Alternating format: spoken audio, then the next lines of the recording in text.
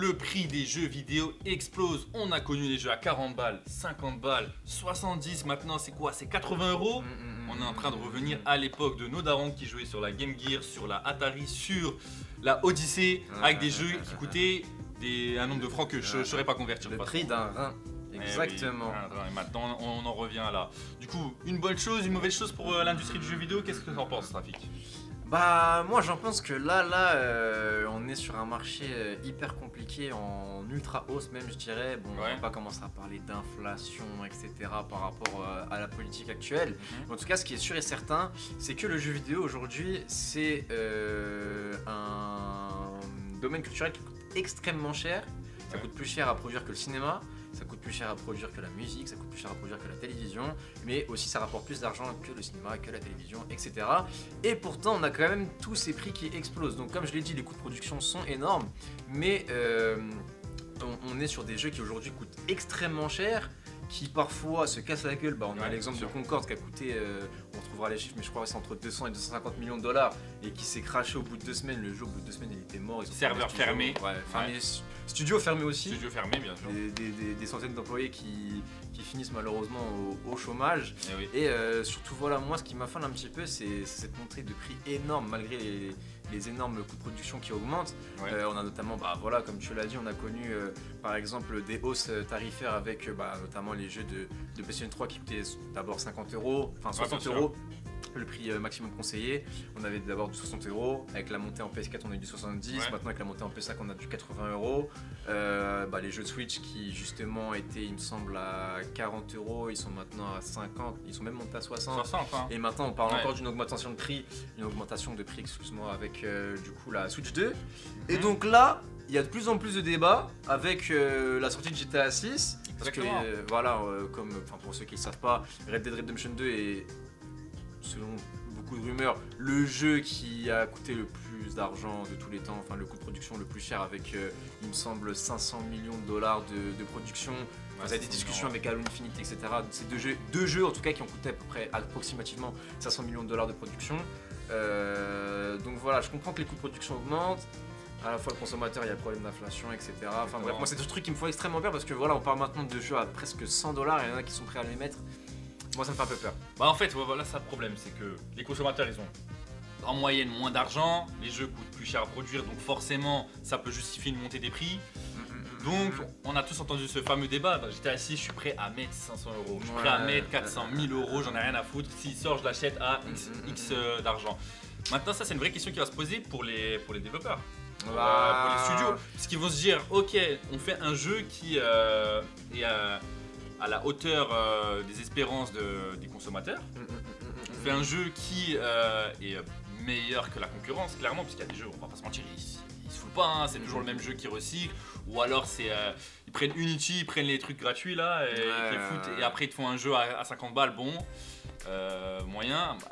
On peut vraiment se poser par contre la question pour gros studios comme Rockstar finalement. Moi ce qui me fait peur c'est que vraiment comme je t'ai dit il y a des coûts de production énormes qui sont mis en œuvre mais des fois pour pas grand chose. Comme on voit Concorde, on voit voilà, et maintenant ils mettent vraiment énormément d'argent. Bon alors par exemple tu peux voir des Amazon qui maintenant rentrent dans le jeu vidéo, qui mettent des trucs énormes dans des...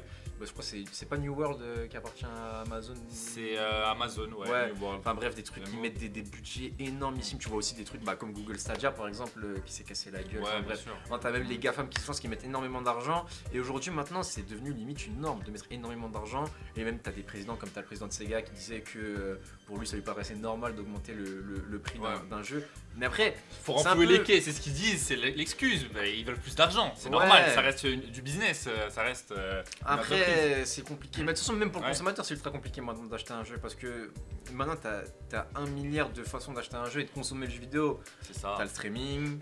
Maintenant qui se mettent de plus en plus en place, t'as le Xbox, t'as le xCloud, avec le Gamepad, le Game Pass, maintenant t'as le jeu en démat, en physique aussi, ça compte. T'as le jeu du coup en catalogue, bien sûr, à la Netflix, maintenant tu peux acheter ton jeu en physique, en démat, le physique c'est meilleur pour le consommateur, le démat c'est meilleur du coup pour les sociétés de distribution, etc. Enfin bref, tout ce qui est Sony, Voilà. etc. Il y a plusieurs façons hein, des maths, tu vois. Tu peux l'acheter Ouais. directement via le store, des clés Steam un peu obtenues bizarrement sur des sites que vous connaissez tous. Ouais, et puis en plus, maintenant tu sais même plus ce qui peut arranger ou pas le studio de production. Parce que toi, t'es un mec lambda qui veut juste aider qui kiffe le jeu et qui veut juste soutenir le studio de production. Ouais. Tu sais même plus maintenant comment acheter ton jeu. Parce que le jeu, tu peux pas l'acheter en démat. Tu peux pas l'acheter non plus, des fois tu as des pénuries, tu peux pas l'acheter en magasin parce que des fois il y en a plus, Ouais. ou alors il est galère à trouver, ou alors il coûte extrêmement cher, tu vas dans des... Bref, on va pas citer... bref, en gros les Micromania, les trucs comme ça, c'est des jeux qui coûtent archi cher. Ouais. Des fois tu vas attendre les réductions elles sont disponibles comme des maths, et des fois tu as même des... Enfin, pour ceux qui jouent par exemple sur PC, tu peux l'acheter qu'en des maths, ce qui est déjà ultra compliqué. Enfin, le jeu t'appartient pas vraiment, tu vois ce que je veux dire. Ouais, En vrai, ce qu'ils te vendent c'est ce qu'on appelle enfin, c'est un droit d'utiliser, tu vois. Ouais, il y a déjà eu des cas où le jeu même a été remboursé derrière. Ça, c'est des choses qui existent par exemple, notamment, après ça se ressemble beaucoup au format de, par exemple, des films. Par exemple, comme aux États-Unis avec Apple TV, ça arrivait ça arrivait il y a un an et demi, que tu achètes le film, que 2, 3, 4, 5 ans plus tard, ils t'envoient un mail pour te dire malgré le fait que vous ayez acheté le film, vous pourrez plus jamais le regarder parce que quand vous achetez un film, vous achetez pas le film, mais le droit de le regarder le temps que eux ils ont les droits. Ouais, c'est ça, ça revient à la même chose avec le démat finalement. Par exemple, aux aux États-Unis maintenant, tu as des lois qui passent, et ça, des choses qui sont aussi en discussion en Europe, pour que maintenant on te dise pas que tu achètes un jeu, mais que tu le loues à une durée indéterminée. Ouais, qu'il soit bien écrit en grand comme ça, vous savez que en fait le jeu ne vous appartient pas vraiment, parce que finalement c'est la réalité. Ouais, en vrai, mais je vais pas vous le dire quoi. Ouais, vous achetez pas le jeu, vous achetez un droit d'utiliser. C'est pour ça que par exemple, il y a beaucoup de jeux, quand vous les achetez, vous pouvez jouer uniquement avec une connexion internet. Par exemple, c'est pour ça que quand vous achetez un jeu sur le PS Store, il faut que vous ayez votre PS4 votre PS5, bref, en PS5 principal, en console principale, parce que si vous êtes déconnecté, vous n'avez pas le droit de licence. Si vous n'avez pas le droit de licence, le jeu s'arrête, vous pouvez pas le lancer.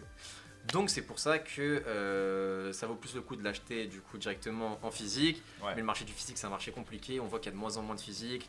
Maintenant ils essaient de faire tout des maths, on voit maintenant les PS5, puis même maintenant les collecteurs, dans les collecteurs il y a pratiquement plus de physique. Ouais, bah oui, tu mets ton petit papier, le petit code, hop, tu télécharges le jeu. Moi par exemple aujourd'hui je voulais m'acheter le collecteur de Death Stranding 2, il n'y a pas le jeu dedans.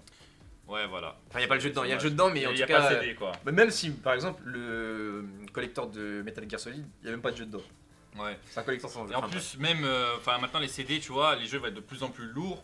Donc, est-ce que ça va être contenu dans un CD, les CD maintenant, tu as 2 CD maintenant parfois. Tu as un CD Ouais. d'installation, un CD de data, et maintenant tu as un CD de jeu. De jeu, ouais, c'est ça. Qui sert pour finir l'installation des fois. Genre FF7 Rebirth, c'est le dernier que j'avais acheté personnellement qui avait ça. Ouais, Red Dead, enfin bref. Red Dead d'ailleurs, quand on parle de Rockstar. Enfin bref, moi, c'est des trucs qui me font hyper peur. Pour moi, il y a quand même presque une espèce de normalité dans le fait que les jeux augmentent, alors que peut-être que s'ils géraient un peu mieux leur argent.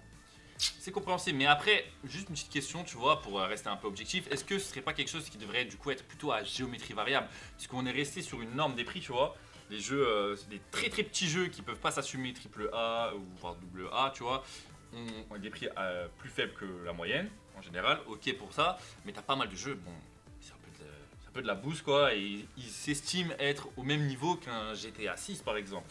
Est-ce que c'est pas ça le problème finalement? Parce que c'est un GTA 6 qui te promet 3, 4, 5 fois plus de contenu que certains jeux qui aujourd'hui coûtent 60-70 €. Est-ce que c'est pas justifié qu'il est un peu plus cher, tu vois? Par le contenu, par le fait qu'il propose plus de contenu, plus de choses. C'est justifié. En fait, le problème moi que j'ai avec ça, c'est que dans tous les cas, le jeu il sera rentable. GTA 6 sera forcément rentable. Que le jeu il sorte à 10 €, à 5 €, à 70, le jeu en 3 jours il tapera le milliard. Je me demande même s'il va pas taper le milliard en 24 heures. Donc le jeu il sera forcément rentable. Donc est-ce que augmenter le prix du jeu à 100 € c'est quelque chose de forcément justifié ou justifiable? Moi je suis pas sûr et certain. Pour le consommateur, non. Mais après, c'est pas un argument parce que tu pourrais évidemment que même si ils sortent le jeu à 10 €, le jeu forcément il finira rentable parce que c'est un jeu qui sera ultra vendu. Donc oui, forcément il faut un prix d'équilibre. Est-ce que le prix d'équilibre c'est 100 €? Ouais, c'est là où moi je me pose la question. Ouais, c'est ça aussi que j'allais te dire, justement, tu vois, l'équilibre finalement, ils se disent peut-être qu'on peut monter la barre parce qu'ils savent très bien que tout le monde va vouloir l'acheter. Voilà, c'est ça en fait, c'est eux ils jouent sur l'attente des gens. Ils jouent sur l'attente des gens, sauf que le problème c'est que jouer sur l'attente des gens, ça va inciter certains studios, certaines grosses productions à augmenter aussi le prix de leur jeu. Et ça c'est plus le truc qui me gêne, tu vois. Ouais. Alors qu'il y en a qui ne le méritent pas. Tu regardes PlayStation, bon, j'ai rien à dire sur leur jeu et la plupart sont excellents, mais quand tu regardes leur politique et sur les actions sur lesquelles ils axent ces derniers temps, c'est du grand n'importe quoi. Genre, leur délire de Game as a Service, ils ont mis des centaines de millions d'euros. Bref, les Concorde, les The Last of Us Online, les Horizon Online et tout, etc. Ils enchaînent les bourdes et ça va pas les empêcher de, si GTA 6 sort leur jeu à 100 balles, The Last of Us 3 ils vont le sortir à 100 balles. Alors qu'à côté c'est juste qu'ils ont mal investi leur argent en fait. Ouais, en vrai le vrai problème que je vois actuellement c'est que aussi si ils montent les tarots, ça va faire monter le tarot à tout le monde surtout. Bah ouais, c'est ce que... Ouais, une fois de temps en temps, c'est pas que je dirais pas non, tu vois, mais encore c'est ok. Mais moi j'ai vraiment un problème avec ça. Moi j'ai vraiment peur de cette montée de prix des jeux vidéo. Moi limite ça me terrifie en fait. Ouais, ça me terrifie. Parce que ça ferme l'accès, ça ferme la porte à beaucoup de gens. Et l'accessibilité du jeu, ouais, bien sûr. Surtout en fait, les prix vont augmenter, mais il y aura toujours autant ou plus de jeux qui vont sortir. Tu vois ce que je veux dire? Ouais, c'est ça, ouais. Et en fait ça va... du coup, ce sera impossible à suivre, il faudra faire des sacrifices entre guillemets. Faites des meilleurs jeux, tout simplement, investissez mieux votre argent, arrêtez de faire de la merde comme ce qu'il y a en fond là, Concorde là, c'est quoi cette merde là? Genre le jeu est pas horrible. Ils ont tout mis dans le trailer, hein, moi je sais, faut le dire. Ils ont tout mis dans le trailer et dans l'épisode de Secret Level, là je sais pas si t'as regardé Secret Level. J'ai pas encore regardé, non.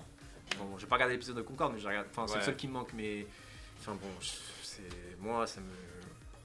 Ouais, je comprends. Surtout qu'en plus, quand t'as un bon jeu, genre GTA 5, la preuve, c'est un jeu que tu vas vendre sur des années et tu peux le remodifier à gogo. Version je sais pas quoi, 4K upscale, nanana, 120 FPS, blablabla, c'est sorti PS6. Le jeu est sorti 3 fois le jeu est sorti et surtout je sais pas si tu te rends compte mais le jeu, ce qui a rapporté le plus d'argent dans GTA 5, c'est même pas le jeu, c'est le mode online. Encore en 2021-2022, ça a rapporté jusqu'à 500 millions de dollars par an. 500 millions de dollars. Ouais, et en termes d'influence aussi, genre le jeu maintenant qui est joué en RP, tu vois, sur PC, etc. GTA, tu vas sur Twitch, c'est top 1, top 2, top 3, top 5, ça dépend des heures, etc. bien sûr, mais c'est toujours dans les premiers grâce au RP, grâce au online, etc. Donc ouais, c'est des jeux qui ont une grosse influence, ils ont bossé, ils ont mis de l'argent, certes, mais c'est justifié.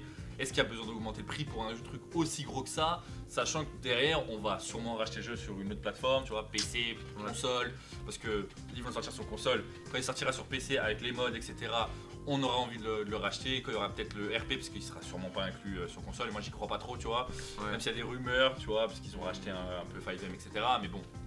Ouais, en tout cas, vous, est-ce que vous êtes prêt à mettre 100 balles dans GTA 6? Est-ce que vous trouvez que les jeux maintenant coûtent trop cher et est-ce que vous êtes prêt à mettre autant pour d'autres jeux? Dites-le nous dans les commentaires. Moi c'était Rafikinho. C'était Nonox, c'était Gaming Lab. Ciao, bye Simir. Ciao.